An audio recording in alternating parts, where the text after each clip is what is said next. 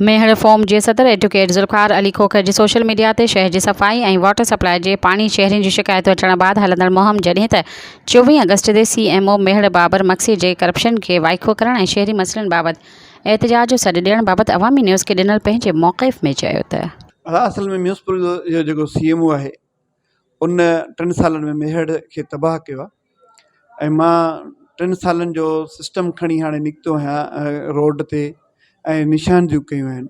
अॼु मूंखे त मुंहिंजी स्ट्रगल खे तक़रीबन 10 ॾींहंनि खां मथे थी वियो आहे ऐं मुंहिंजी स्ट्रगल हले थी पई।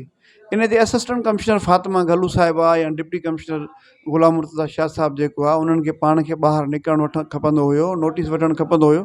जेके हू पाण न निकिता आहिनि हाणे उहा उन्हनि जी मर्ज़ी आहे। शहर जो जेको माण्हू आहे उहो पंहिंजे मशगूलनि में गुम आहे ऐं महांगाई एॾी चोट चढ़ियल आहे जो हद खां वधीक। मां पहिरियों पंहिंजे मौज़ू ते ॻाल्हायां त शहर जी सफ़ाई जेका आहे उहा मूं निशान थी कया। शहर जो सत्यानाश थी वियो आहे, गंद किचिरो कोन थो खचे पियो ऐं शहर जी जेका बजट आहे उहा खाजी थी वञे पई। म्यूनिसिपल जा जेके पार्क आहिनि उन्हनि जी का मरमत कोन्हे का, जे मरमत थी आहे त उहो सिर्फ़ु अहिड़ो रंग थियो आहे पाणी जहिड़ो, बाक़ी उहो 30-35 लख जो बिल थियो आहे, उहो सॼो क्लियर थियो आहे।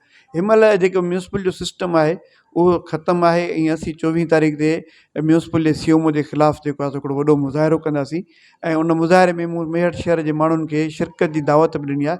सब्सक्राइब कयो अवामी न्यूज़ HD खे ऐं ताज़ा तरीन ख़बरुनि लाइ ॾिसंदा रहो अवामी न्यूज़ HD।